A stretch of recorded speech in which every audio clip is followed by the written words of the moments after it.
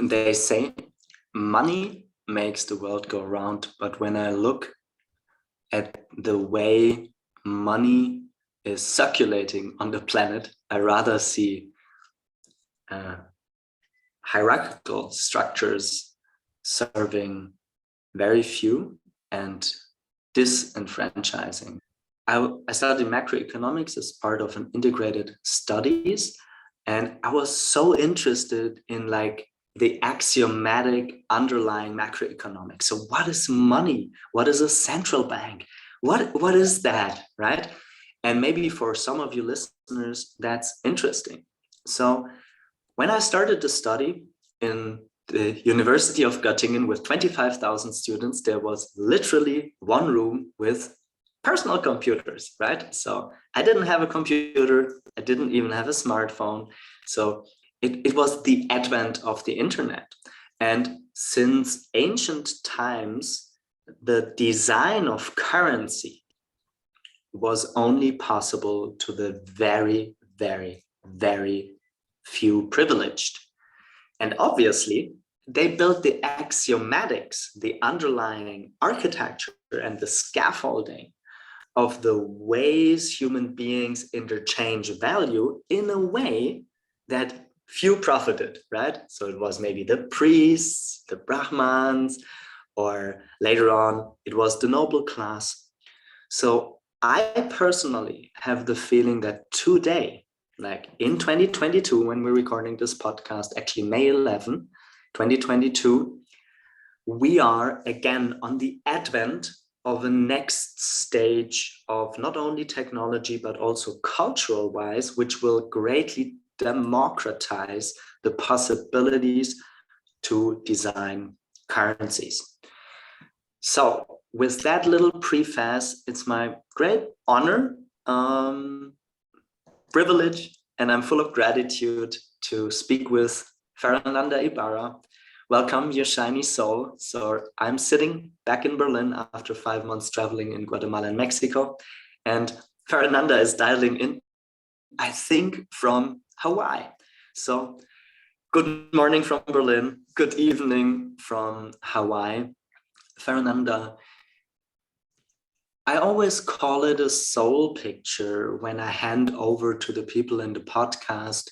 So what is your soul picture? What draws you to currency design? Why do you think that's important? And how does that link with maybe a couple of snapshots in your biography? That's a wonderful question. Thank you for that. There's could be a lot of answers if we look from the soul story. So I think I'm gonna take a shortcut because we have so much ground to cover. And that shortcut is that my root is in collective intelligence, wisdom, and consciousness. That's the first conversation that attracted me several decades ago, when I started to realize that there was a very large conversation happening in regards to systemic change and social change. And I was, with my little hat of for rent and doing e-learning and doing what is now called social media, but doing it in the early days of marketing and internet, and kind of getting bored with it. And I was looking for that conversation and where to come in from. And I found collective intelligence, and it was like this, aha moment where I didn't even know what it was really, but it just called my soul. It was like incredibly like tuned in. And through that tuning in, I started to attract the right pieces for me to access. And my access was from what I called process arts, like design, experience design and facilitation of all kinds of things, well cafes and open spaces and you name it. But then it was through a gathering that was called the Evolutionary Salon, that felt like a meeting of the soul tribe. People that up to this day I keep seeing and are my friends, and in that time authors of books and incredible, professions. And we got together, and it was like 90 people from all walks of life, but mostly working into social creativity and collective intelligence. And there was this man that came into the center of the room, and he said, neither of you are going to go anywhere if we don't fundamentally change one thing: the structure of money. And it was like a light bulb in the middle of the room. He came with so much, like really like a thunder. I started a relationship with that man. His name is Jean-Francois Noubel, and we worked together for 7 years. We founded the Collective Intelligence Research Institute, and it was very fundamental just to understand that how could we reach our global collective intelligence or higher collective intelligence when we're competing for a scarce resource. It's kind of a duh moment, it's not even an aha moment. It's like, oh, so silly. Of course, that's the connection. And from then on, I started to go into all the fields of community currencies way before Bitcoin. Implemented a community currency, a mutual credit, in the town of Tepoztlan, Morelos, that still exists, called Olines, because it's the Nahuatl name for flow. It's written Ollines. And I learned so much about the distinctions of currency and the distinctions of money and why they fail and why are they successful. And then I encounter my other soul partner in life, or one other soul partner in life, because I tend to believe we're many. Thank God and that's Arthur Brock. And so we started to work together, and I started to learn about currencies in a different way.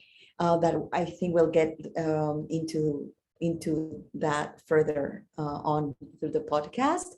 But to say that the view I had before was so reductionist, it was so small in comparison to what I know now about what currencies are and the potentials and the possibilities that we can get with good design.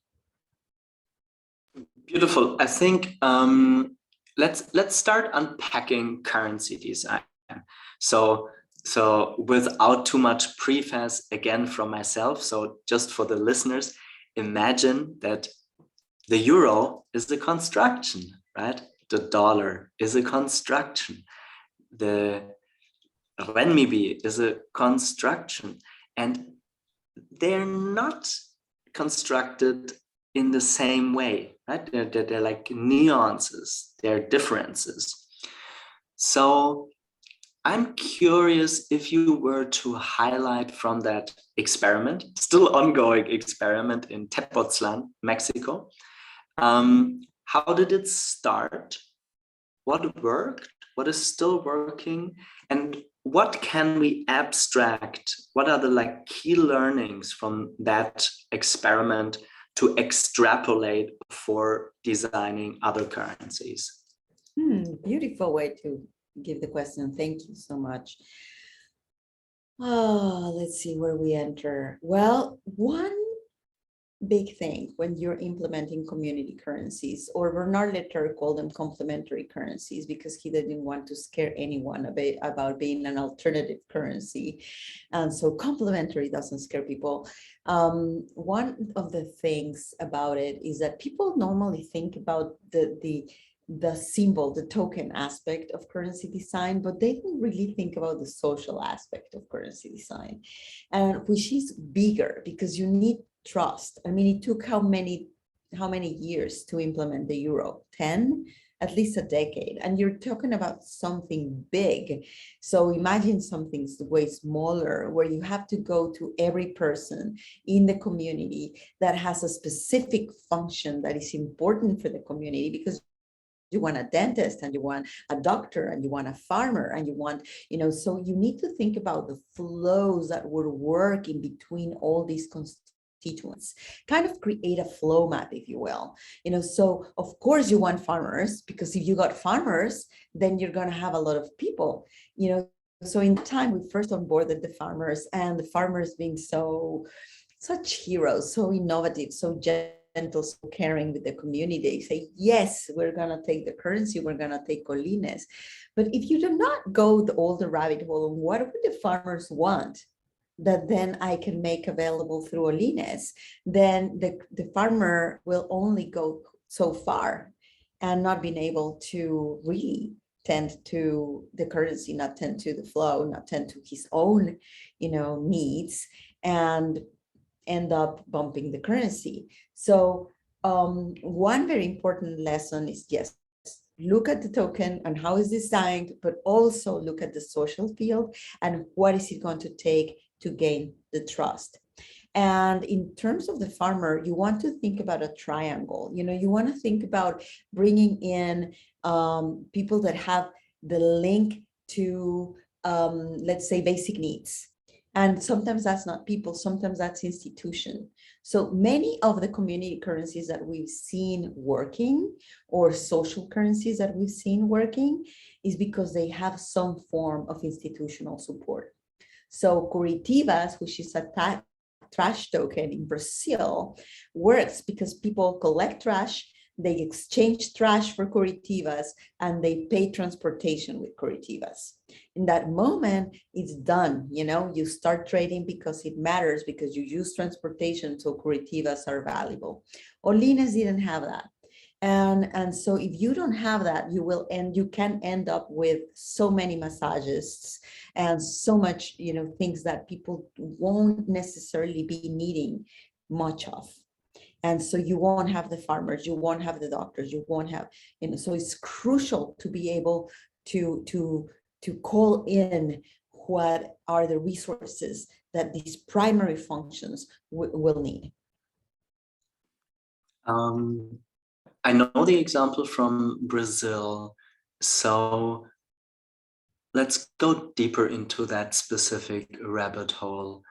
What I'm primarily interested is the word leverage, which is so abused for extractive business models.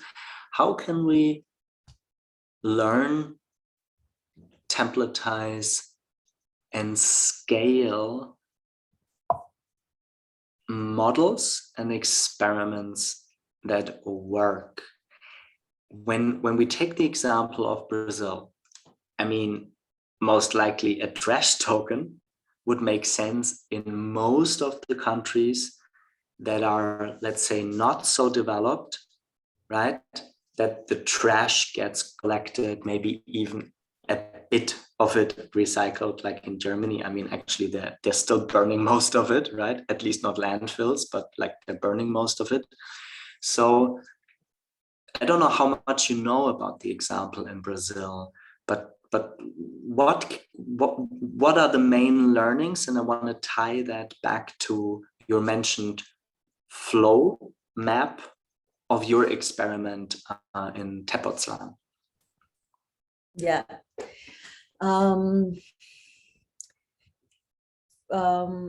It reminds me of Bernard Litter mentioning how we need to get out of the monoculture of money into something that calls in for further economic stability. And in the mystery of money, he makes a distinction between yin currencies and yang currencies. And the yang currencies being like our fiat currencies, our monetary currencies, the normal ones, all national currencies. And the ones that are the yin currencies are yin because they're designed for specific values, so there's more like around feminine values. They want to create collaboration and communion and reciprocity and relationship. So you want to be able to have kind of both in a beautiful way in which they can be woven together. He used to say it that it's like having an A, and if you just have one of them, you just have an A with one leg, and it won't be an A. It wouldn't really, it will fall. And so one of the very valuable things about these type of currencies like mutual credit, which I mentioned is the design that I implemented with Olines. In the particular design for Olines, I wanted to use it for products and services, but mutual credit currencies are very well known mostly for time banking, where you have 1 hour that you exchange for 1 hour.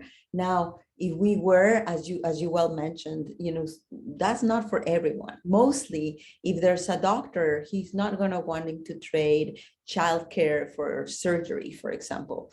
So they're not good at that, but they are good at stabilizing the field and bringing equality in and weaving social fabric. Now, once that social fabric is woven and I know my neighbors, I don't need to count. So I can stop accounting because the social fabric is there. So when you think about levers, you can be thinking about currencies that maybe are not forever. You can think about one. We normally recommend people to think about one flow that they want to change, one flow that they want to enable or make visible, one behavior that they will love to shift, right? Like in the case of correctivas, is like cleaning the trash, but you also want to cultivate that people don't throw more trash, otherwise the behavior is still the same. So you think about the behavior, think about the flow, and then you think about what is the kind of currency that you would like to implement to be able to do that. And sometimes once that behavior has shifted, you don't need the currency anymore. So they don't need to be forever, and they don't necessarily need to be only monetary. They could be non-monetary. They could be not even numerical, or like many times people think about currency in terms of stars or numbers, and they don't need to be only stars or numbers. There's a way more expansive way of thinking about it.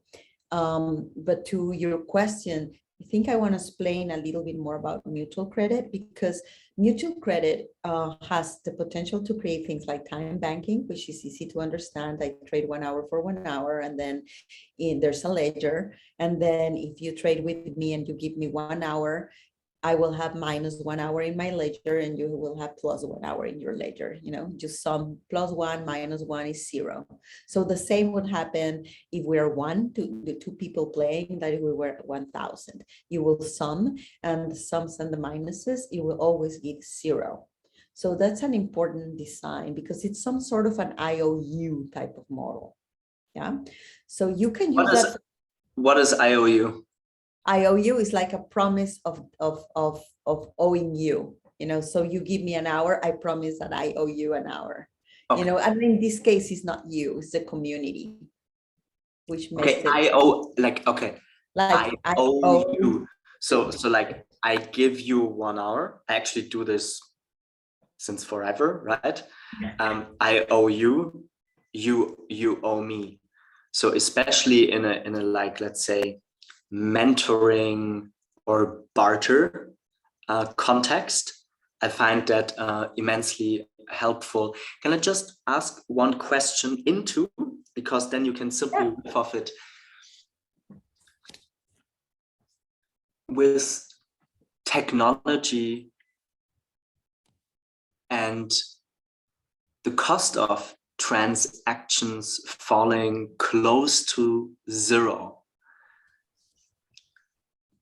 what is needed for, as one example, like time banking or local currencies to virally spread? Because I know, for example, in Germany, nebenan.de, which is basically a neighborhood community connecting millions of people in the DACH region, very successful.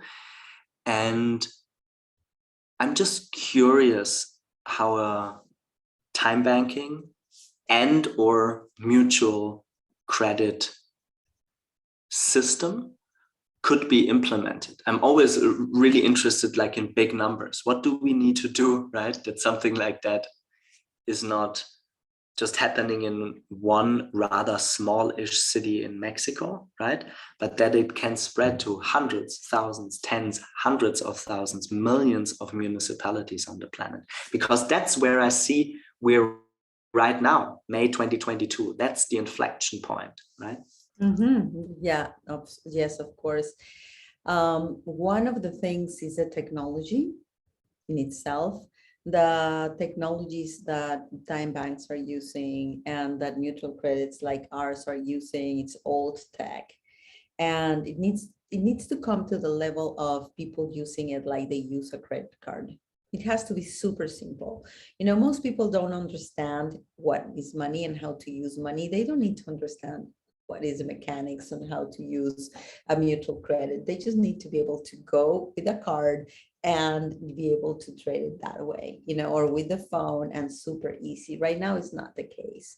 So when you ask people to use, even if you're telling them, hey, this is extra money for you, and it's 2 clicks away, it's too far. It's way too far. So technology adoption is an issue. So we have to make it extremely simple.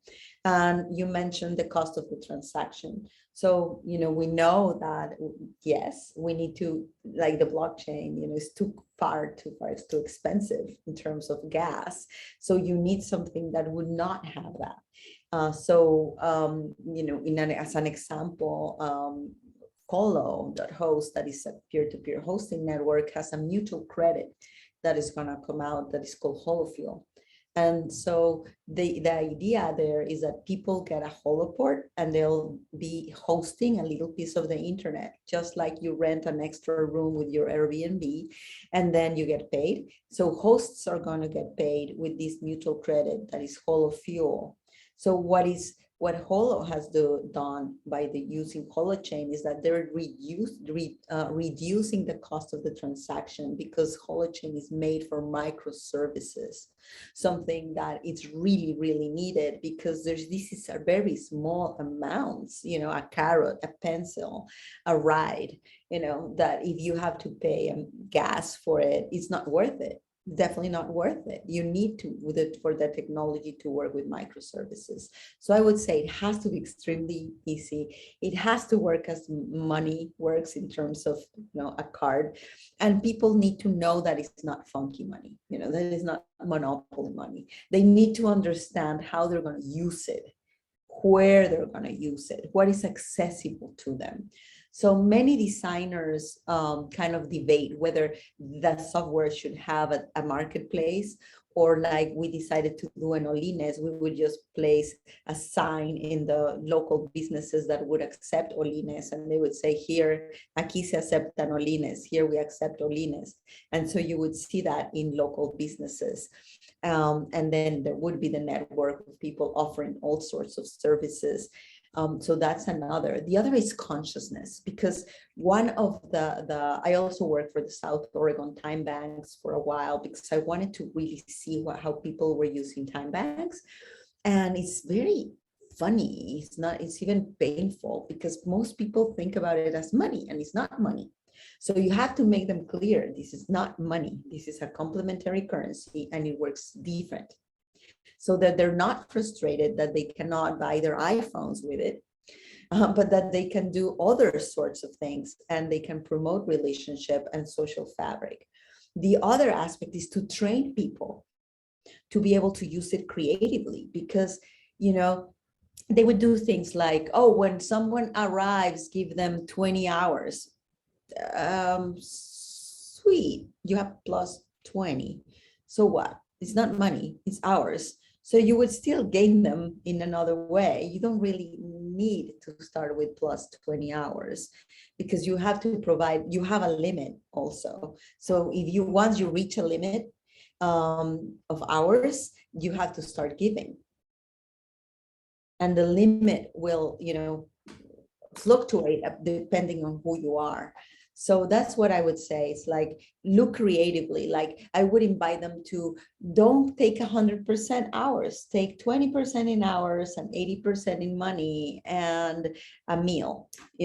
Just be creative with the ways in which we transact value, and try to think outside of the box. So we need to train people to kind of leverage their ideas of how to trade with each other.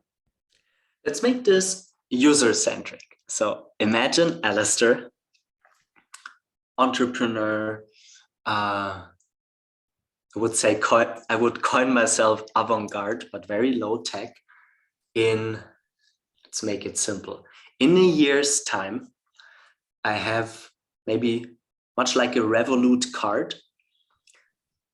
I have a dashboard where I can plug and play myself into multiple flows of exchange, one of which is time banking, which I mainly use for mentoring, actually. I don't know if that guy will ever hear, but like met a guy, I think it's 15 years back, who had a day rate of $25,000, right? And I said, I want mentoring. And he says, yeah, well, I'm $25,000 a day. And I said, well, you will die, I will die. That's usually my argument. The only thing that's for sure is you will die, I will die, right? And I said, I give you 1 hour and I get 1 hour, right? I mean, that's fair. Like chi, prana, life force, lifetime equals 1. I said, okay. And it was actually for a couple of years an interesting exchange. So let's say Alistair has a dashboard with the time banking.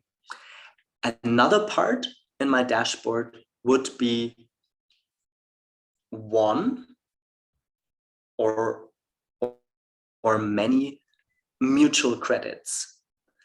What would be other forms of value exchange? So I want to have you explain more of the different architecture scaffolding and how that relates to the culture it builds, like you were mentioning, like the social fabric.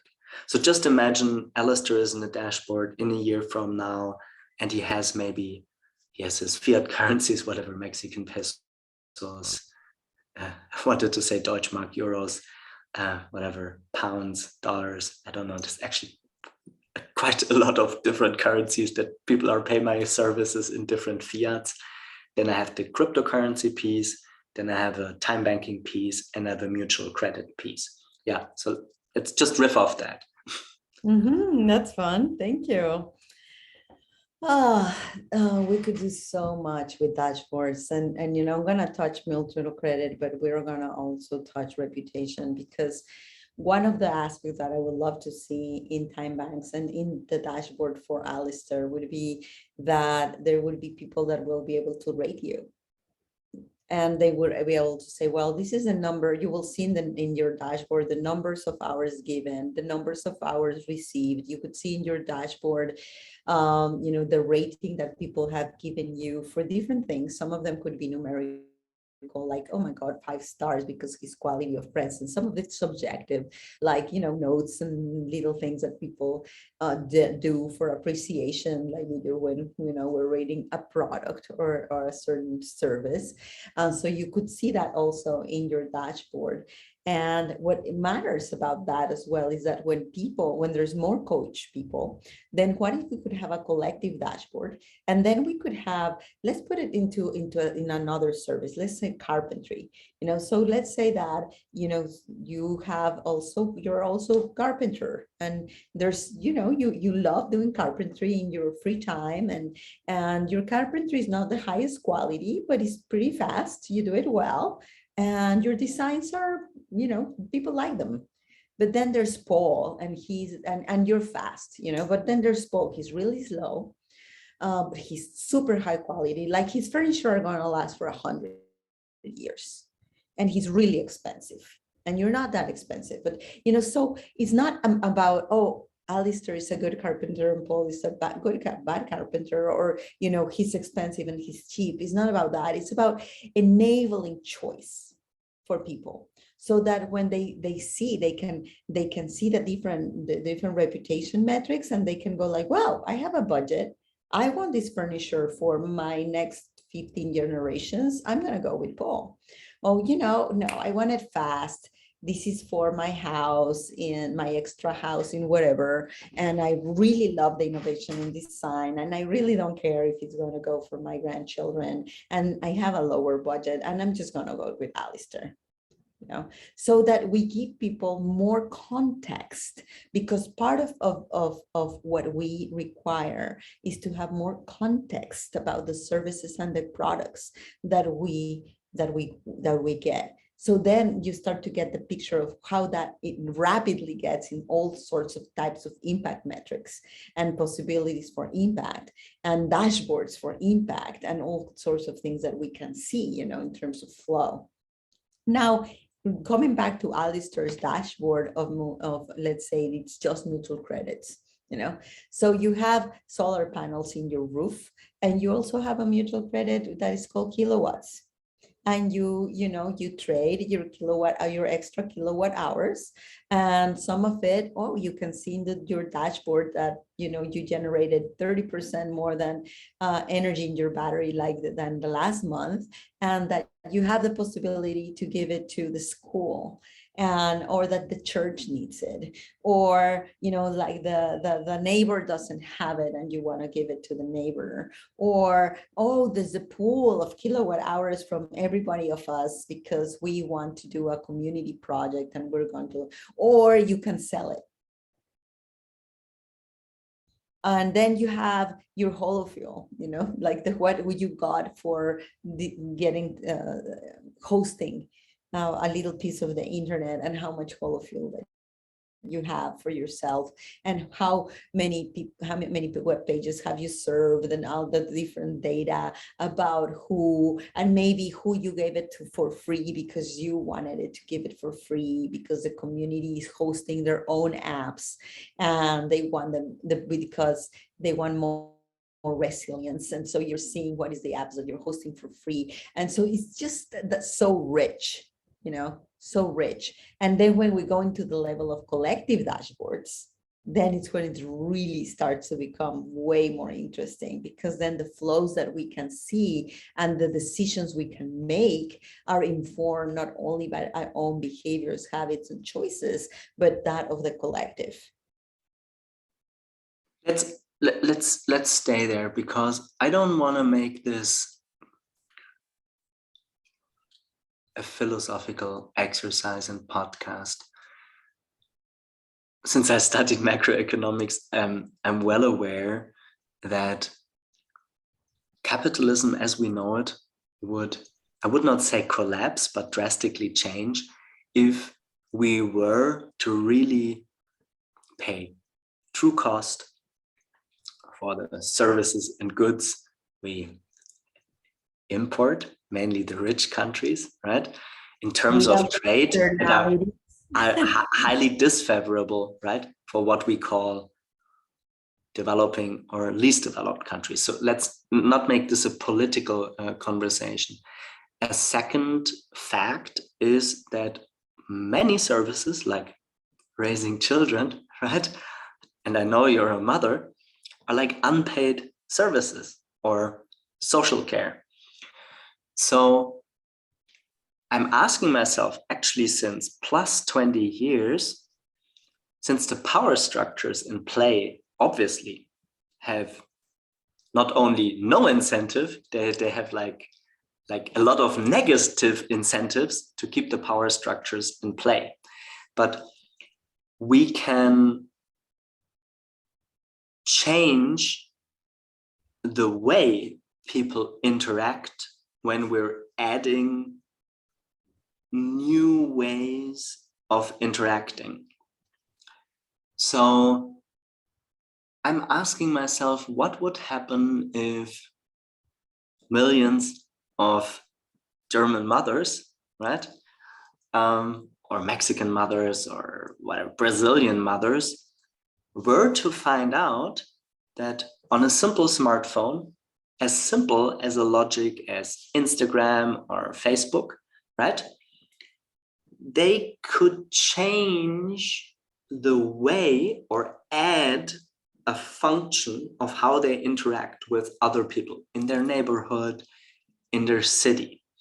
So when you take again the example, maybe we just take these two examples of the let's call it trash token in Brazil and your experiment in Tepoztlan.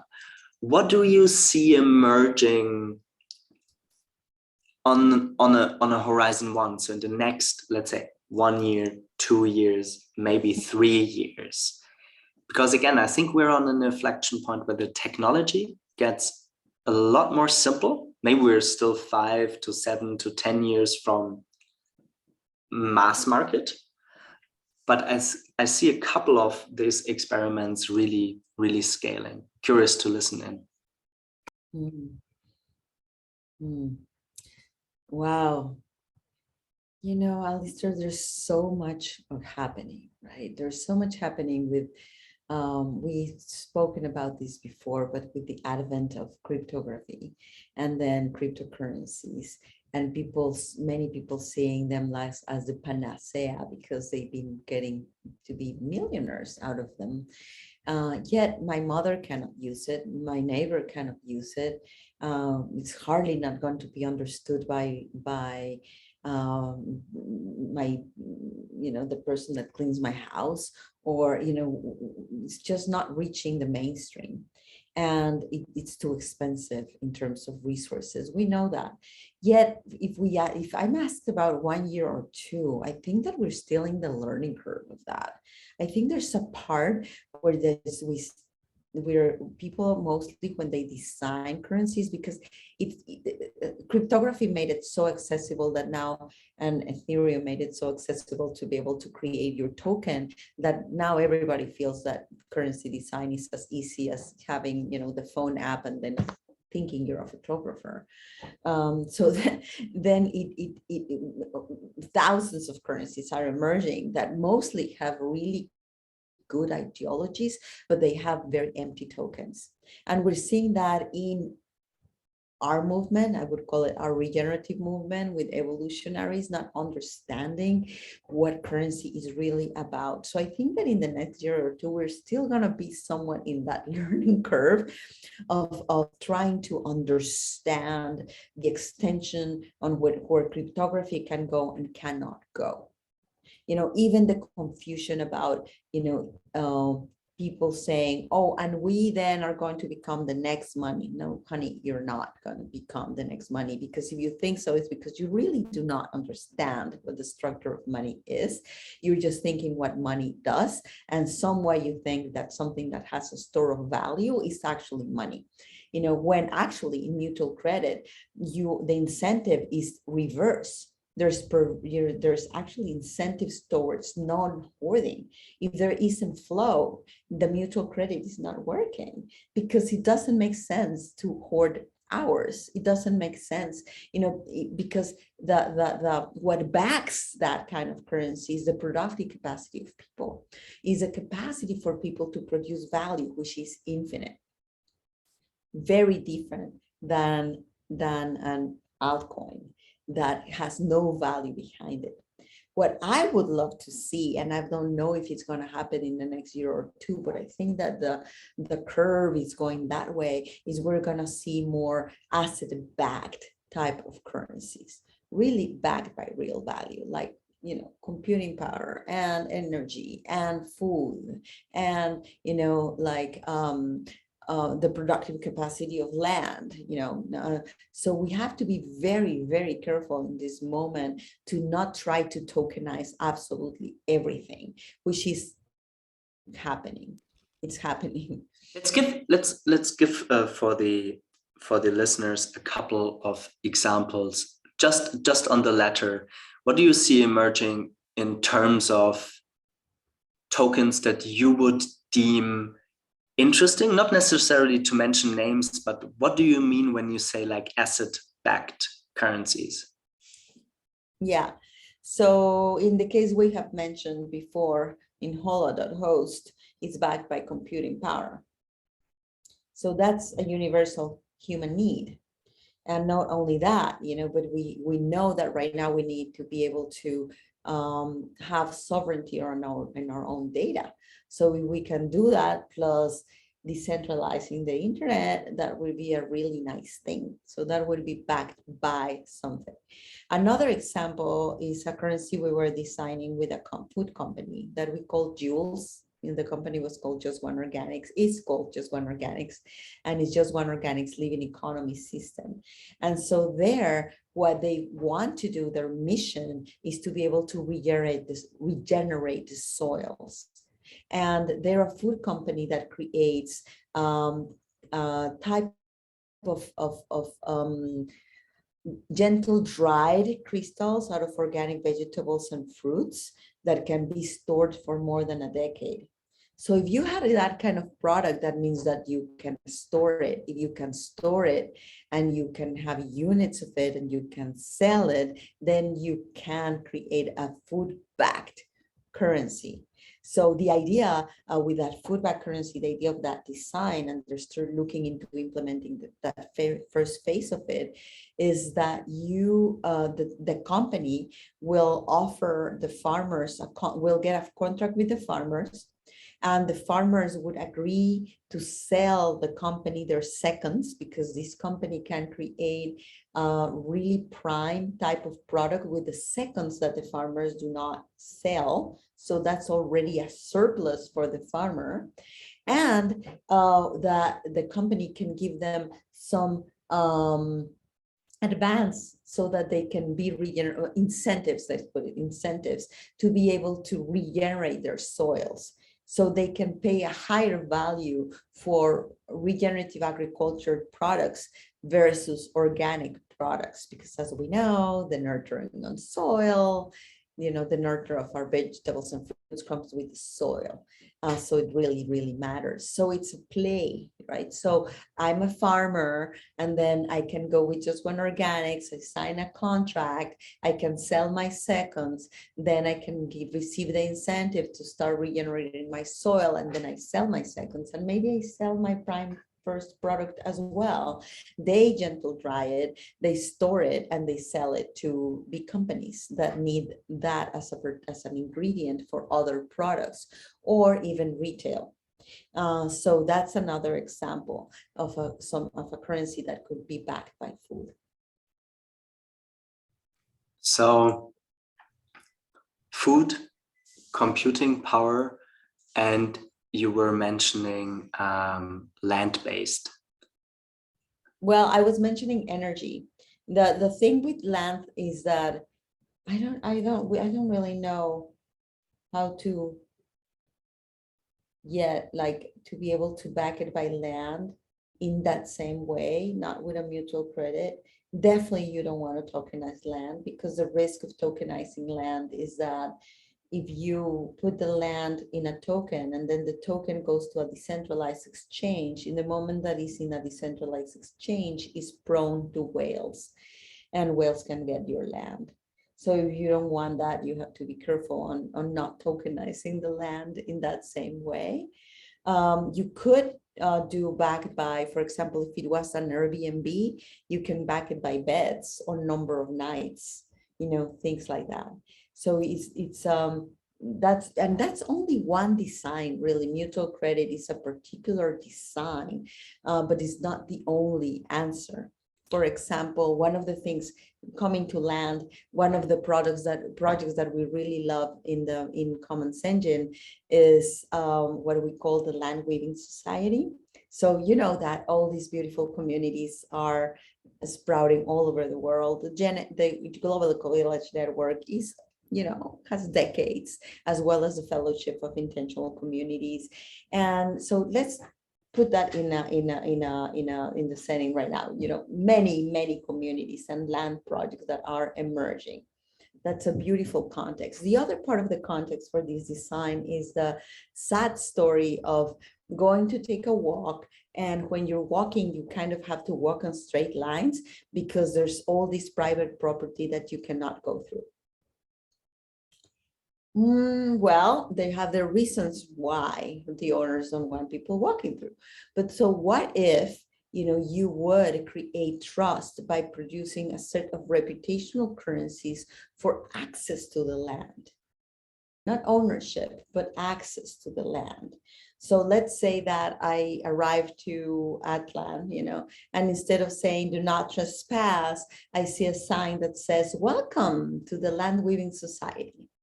And I'm walking, and then I meet somebody on the community, and then we bump phones, bling bling, and they go like, oh wow, Fer, yeah, you've been here before. Wow, I can say you have very good ratings. You even left the land better than what you said. Thank you for doing that the other time. Oh wow, you visit our friends from Morton.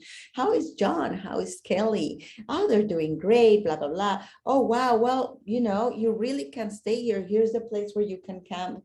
This is a place where you can connect your RV. Oh, I see that you give workshops. Would you want to give a workshop here? We have a fabulous, place where you can give a workshop. We'll organize it for you. We have our neighbors, we have our friends. They're probably going to be very interested in the topics that you're giving, and so you have reputation, you get access to the land, you get access to the infrastructure of the land, and it's only like backed by your own reputation. So we can create so many designs of that sort. I feel we will anyhow record another podcast, maybe with other people in the virtual room together in the weeks and months ahead. I would like you to sketch at least the rabbit hole, and then I know it's a very disputed rabbit hole, with Holo. Just curious, where is it standing? What were the challenges, or are still the challenges? Why is it not just another token in an overhyped, very, very, very overhyped, crypto market? Because I'm looking at it, like with curiosity and interest, as I think are many. And it's especially interesting for me because of two facets. One is obviously this revolutionary idea of like really democratizing the internet. And the other one is the mutual credit piece, right? Which really says, okay, I own part of the computational infrastructure and enact the agency from myself of what I want to help sprout and blossom in the next version of the internet. You just touched like a fiber of my being that wants that really that future where we all can be that sovereign in terms of our own communication. An aspect that is really important to think about is what we call unclosable carrier, which is, by the way, how the internet was built. It was built to not be enclosed. It was built to be able to transit the communication in a free way. But then that changed when the corporate servers started to exist, and they started to enclose. And then they own their data, they own your data, my data, everybody's data. They become billionaires. They use their data for innovation and for all sorts of manipulation and all sorts of things. And we're out of the game. So what is the potential to take back the game, to have people that are sovereign, but also communities that are sovereign? One of the places I love going with Holo is thinking about semi-autonomous communities that can interact with each other, that have their own kinds of codes and laws and approaches on how they prototype the versions of civilization that they feel like they want to serve, and that they cannot be stopped. That they can be able to create any frameworks, any reputational currencies, any kind of ways of transacting with each other, of seeing value that they want, and be able to prototype that, and not having anyone have the power to be able to switch off the switch.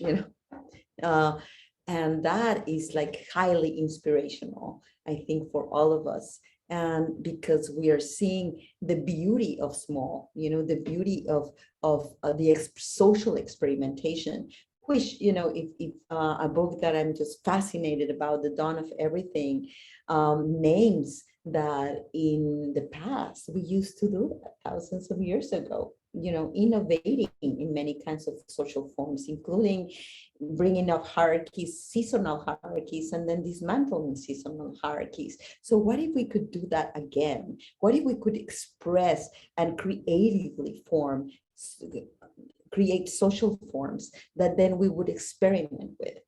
And currencies are great for that because there are some sort of DNA for social organism that can have many knobs and dials that you can be switching. And oh, wow, this is not working. Okay, let's move the switch a little bit to the left or to the right, right? So we want that. We want that kind of DNA, and Holo and Holochain provide one of the infrastructures to be able to do that. Now, where is Holo? Holo is very tied to Holochain, and they're doing great on being able to create the value that they want. One of the things that Holo does not do is they do not believe in marketing hype. So they believe in doing it and showing what you see is what you get. The bad aspect of that, or not bad, but the negative aspect of that is that then you have multiple chains that are doing the opposite. They're doing tons of marketing hype, and then you look in under the hood and they're not that robust and they're not that far away, but in their marketing materials, they seem like they're far, far away. I mean, again, ages away. So it's kind of the competition game, and Holo has decided not to play that. So I want to respect them for that, but I also see the benefit of creating an arc, for the storytelling, for the new narrative of humanity on how we can be creating these new open societies. I would like to see these beautiful communities of intent that are emerging to be able to be sovereign in their communications, to be able to host their own applications. Because with that, I mean, imagine the power of having your own server, right? Your own server that hosts your own data, your own distributed hash table, where everything you do is in your own ledger, and you decide what is the data that you want to share. Now imagine that in a collective. I feel that part of that envisioning process of where we can go is in the realm of the data commons. It's in the realm of how are we going to do the governance of all this data, because so far we haven't been able to access the richness of that, but also the overwhelm of that, of data. So what would happen if we would have some sort of data commons bank? Let's say that they would be emerged, that we would need to see emerge some sort of institution that we really trust. Think a credit union, that would be the bank for data. And then the community would trust them with their data, and their only work is to be able to create value for the community. So they will have permission not to sell the data, but to be able to get positive value, like, oh, most of the community is asking for dentists now. Let's go and find dentists for the community. Most of the community is worried about, such and such. Let's provide these kind of services. So can you imagine what we could do with that? And so I believe that there's a big field of opportunity in terms of data commons, governance, and how we're going to manage our data. But we do need first to be sovereign. And that's the opportunity that people had with Holo. Fernanda, this feels like to be continued.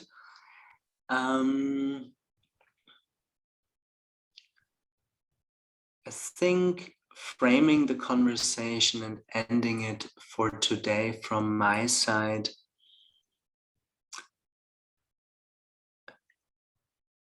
let's make it funny, right? Because we all know there has been the Cambrian explosion, right? Dating back hundreds of millions of years. And we're in the time of a mass extinction. So that's not funny, quite the opposite. But at the same time, we're at an inflection point where technology, culture, and currency design, in my personal opinion, it will take less than 10 years, anything between like 3 to 7 years, that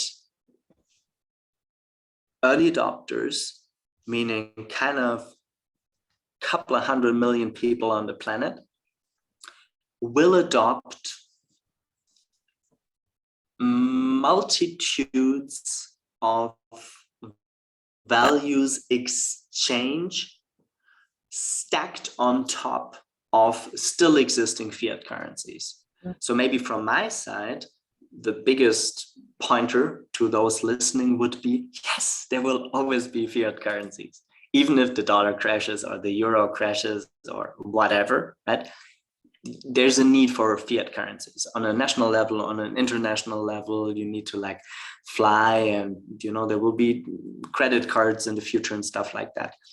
But stacked on top of that in a dashboard, as simple as a smartphone interface or a type Revolut card, we will see an explosion of possibilities of people to interface and exchange values, behaviors, different types of capital with other people. So I would say that's enough of a summary from my side. So yeah, maybe I'm handing over for you to closing words for today, Farah. Thank you so much. You're using some of the analogies or metaphors that really call my spirit. And what I'm going to say as well is like when you say, well, the fiat money, fear not, they would still exist. I don't know for how long or how much or anything, but there's no point of replacing one monoculture with another monoculture. So I think that what we're seeing is that Cambrian explosion, right? I remember giving a conference, I don't know, 15 years ago, a little bit before Bitcoin, and saying that millions of currencies were going to emerge, and people looking at me like, you're insane. What are you talking about, woman?